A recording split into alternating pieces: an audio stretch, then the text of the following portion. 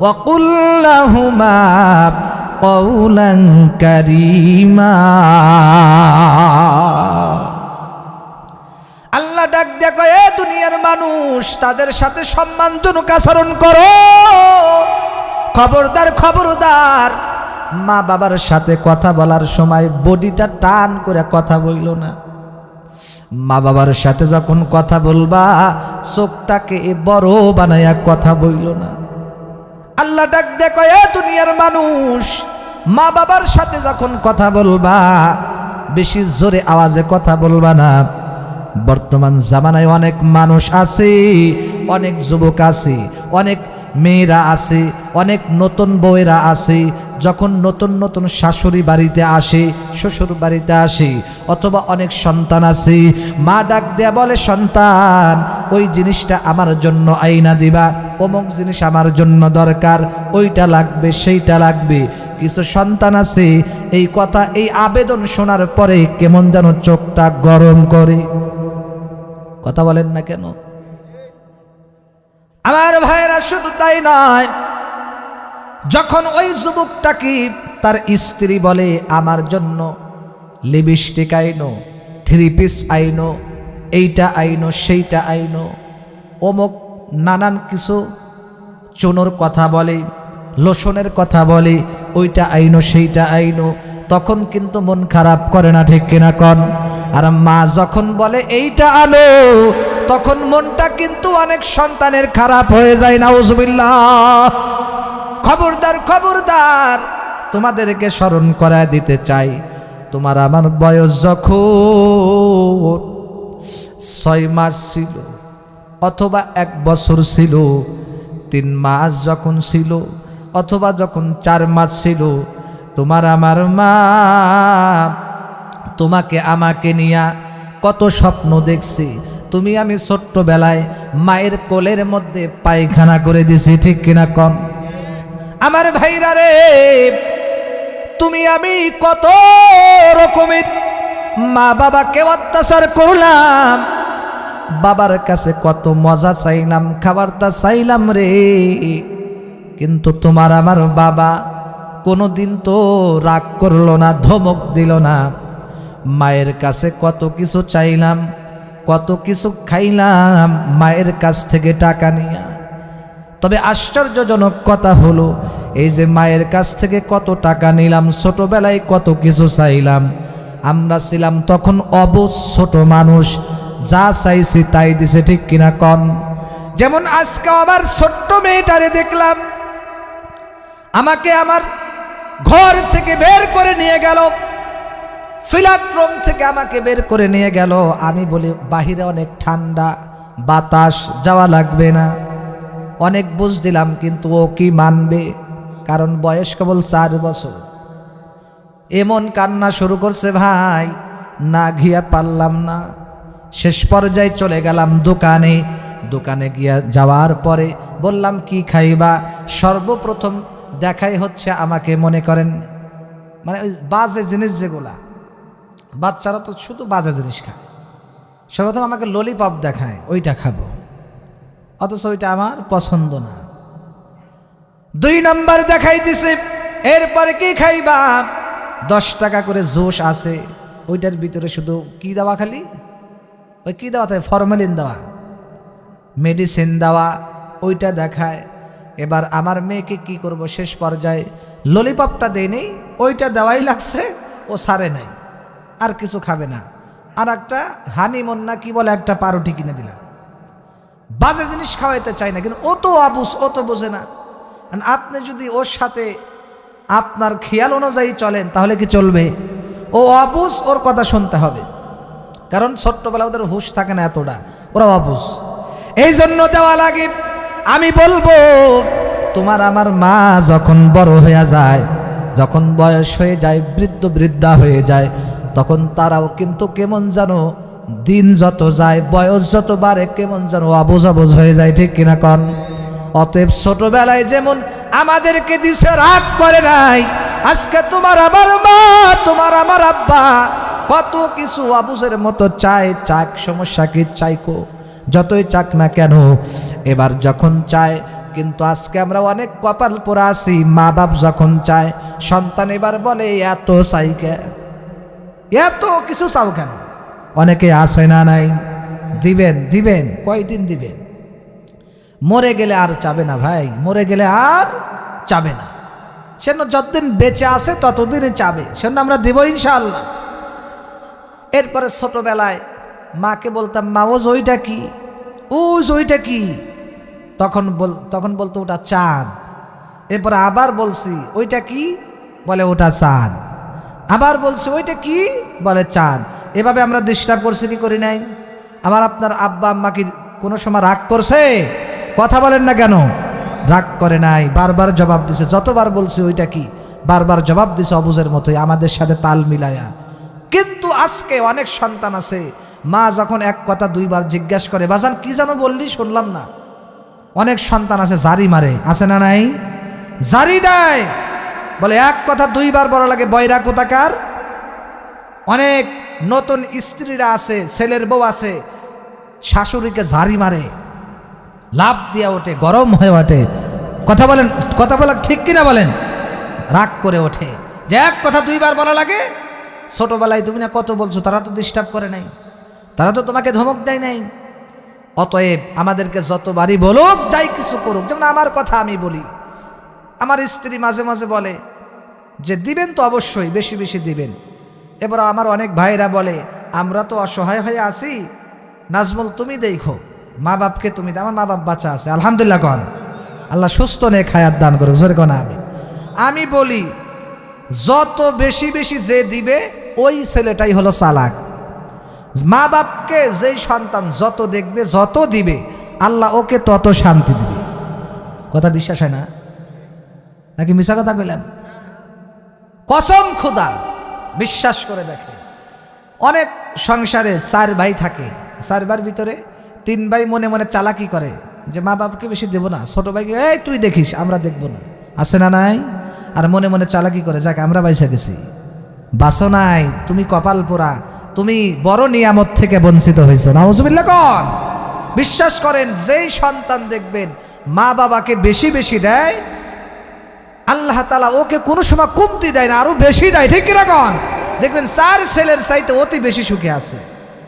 সেজন্য অনেক প্রমাণ আছে, অনেক প্রমাণ আছে। আমার মসজিদের পাশে এক দোকানদার আছে, আমার আঙ্কেল লাগে, উনি বলে আমার 5-6 ভাই, আমরা কেউ দেখেন আমার মা বাপকে। আমার মা বাবার প্রতি মাসে 3000-5000 টাকার ওষুধ লাগে। কয় হুজুর, আমি বলি মা তোমার যত কিছু লাগবে আমি দেব, কারো দেওয়া লাগবে না। কয় আমি সব দিই, কি হয়েছে, আল্লাহ আমাকে আরো ভালো চালাচ্ছে। সেজন্য মা বাপকে দিবেন। যদি চালাক হয়ে থাকেন, মা বাপকে বেশি বেশি দিবেন। রাজি আছেন তো? যত মা বাপকে দিবেন, যত মা বাবার খেদমত করবেন, আল্লাহ আপনার ইজ্জত তত বাড়ায় দিবে। সুবহানাল্লাহ। ভাইরা আমার, বন্ধুগণ আমার, খুব ভালো করে লক্ষ্য করবেন। সেই জন্য মা বাবার খেদমত করা লাগবে। মা বাবার খেদমত করলে আমার আল্লাহ খুশি হয়ে যায়। মুসলমান ভাইরা রে আমার, খুব খেয়াল করে লক্ষ্য করবেন। একটা কথা খুব ভালো করে আপনাদেরকে বোঝাই, মা বাবার খেদমত করলে কত লাভ, কত সম্মান, কত ইজ্জত, কত মর্যাদা, রিজিকের মধ্যে আমার আল্লাহ কত বরকত দান করে। খুব খেয়াল করে শুনবেন, ভালো করে শুনবেন। মা বাবার দোয়া কিন্তু অনেক বড় দোয়া। কোনো মা বাপ যদি দোয়া করে দেয়, আল্লাহর কসম করে বলি, ওই দোয়াটা আমার আল্লাহর আরশে চলে যায়। ভাইয়ের আমার, বন্ধুগণ আমার, সেই জন্য খুব ভালো করে লক্ষ্য করবেন। যেমন মায়ের দোয়ায় একজন কৃষক, একজন কসাই মুসা পয়গম্বরের সাথে জান্নাতের সঙ্গী হবে। সুবহানাল্লাহ কন, আরো জোরে জোরে কন সুবহানাল্লাহ। আমার আল্লাহ ডাক দিয়ে কয়, হঠাৎ করে মুসা পয়গম্বর আমার আল্লাহকে ডাক দিয়ে বলে, আল্লাহ জান্নাতের মধ্যে আমার সঙ্গী কে হবে? যদি বলতা একটু খুশি হইতাম। এবার আমার আল্লাহ ডাক দেয়া বলে, এ মুসা রে, জান্নাতের মধ্যে তোমার সঙ্গী হবে অমুক গ্রামের একজন কসাই। মুসা পয়গম্বর ডাক দিয়ে বলে, আল্লাহ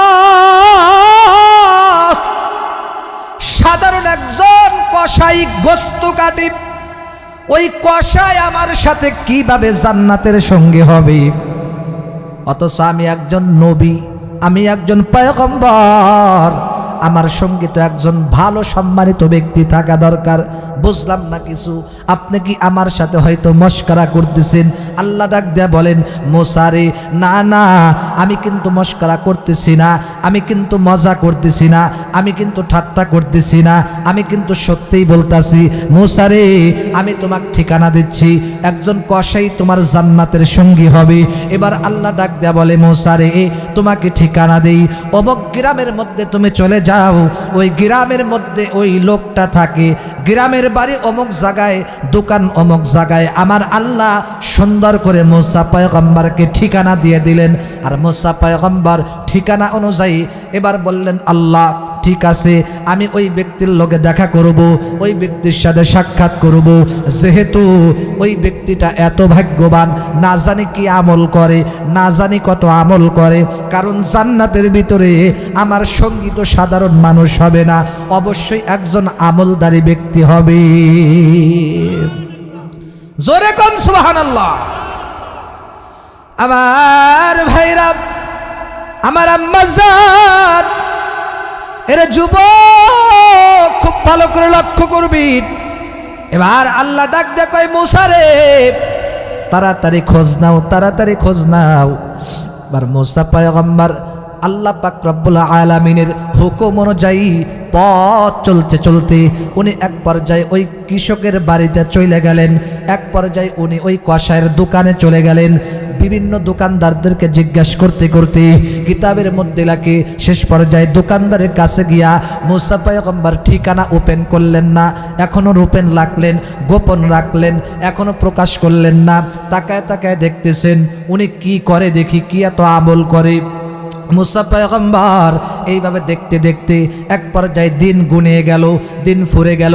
মাগরিবের সময় যখন গুনিয়ে আসলো, মুসলমান ভাইদারে আমার খুব ভালো করে লক্ষ্য করেন, মাগরিবের সময়টা যখন গুনিয়ে আসলো, এবার দেখলেন ওই যুবকটা, ওই কসাই ভাইটা আর উনি গোস্ত আর বিক্রি করলেন না, একদম দোকান বন্ধ করে দিলেন।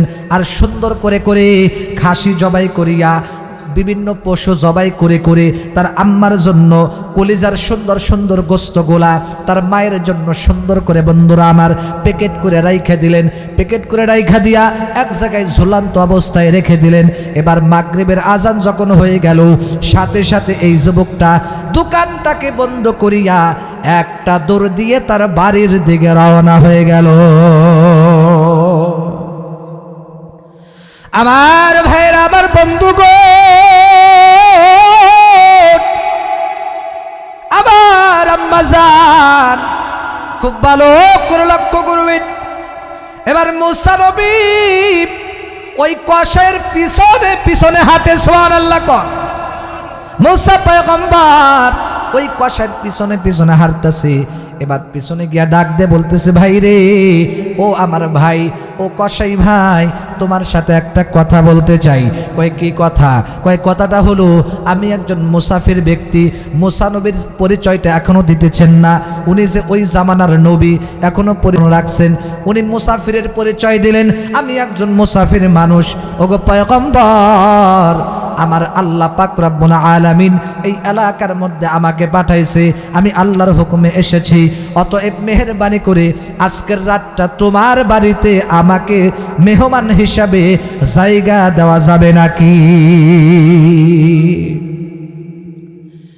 এবার যুবক ডাক দিয়ে বলতেছে, পথিক আমার ভাই, ডাক দিয়ে বলতেছে, আমার বাড়িতে বেশি মানুষ নাই, বেশি ঘরেরও জায়গা নাই, একটা কুড়া ঘর আছে, একটা কুড়ি ঘর আছে। ওই ঘরের ভিতরে আমার একজন মা, জনম দুঃখিনী মা, আমার মা ওই ঘরের মধ্যে থাকে, বৃদ্ধা মা। আমার মায়ের কাছে অনুমতি নেওয়া লাগবে, তবে আশা করি আমার মা নিষেধ করবে না, আসতে পারেন, আমার সাথে চলেন। মুসা পয়গম্বর, আমার ভাইরা সংক্ষেপে বলার চেষ্টা করতেছি, মুসা পয়গম্বর পথ চলতে চলতে ওই কসাইয়ের বাড়িতে চলে গেলেন। এবার তিনি মায়ের কাছে অনুমতি নিলেন। মা বলল, ঠিক আছে, তাকে এক জায়গায় জায়গা করে দাও। এবার কষ্ট করে মুসা পয়গম্বর এক জায়গায় কোনো মতে সময় কাটাইলেন। এবার যুবকটার দিকে তাকায় দেখলেন, কারণ মুসা নবীর তো ওই বাড়িতে গিয়া আরাম আয়াসে ঘোরার জন্য আসে নাই, মুসা নবী দেখতে আইছে এই যুবকটা কি আমল করে। সুবহানাল্লাহ কয় না? আরো জোরে কন সুবহানাল্লাহ। আমার ভাইরা রে, খুব ভালো করে লক্ষ্য করা লাগবে রে যুবক। মায়ের খেদমত করলে কি লাভ? মা বাবার দোয়া নিলে কি লাভ? খুব খেয়াল করে লক্ষ্য করেন। এবার মুসা পয়গম্বর তাকায় তাকায় দেখতেছে মা বেটার কাহিনী। মুসা পয়গম্বর তাকায় দেখে এই যুবকটা সুন্দর করিয়া গোস্তগুলাকে সুন্দর করে টুকরা টুকরা করে কাটতেছে। সুন্দর করে কাটার পরে সুন্দর করে ধৌত করলেন, ধোয়ার পরে সুন্দর করে রান্না করলেন। রান্না করিয়া মুসা পয়গম্বর তাকায় দেখলেন ওই যুবকটা তার মাকে পরিষ্কার করায় নিয়ে আসলেন।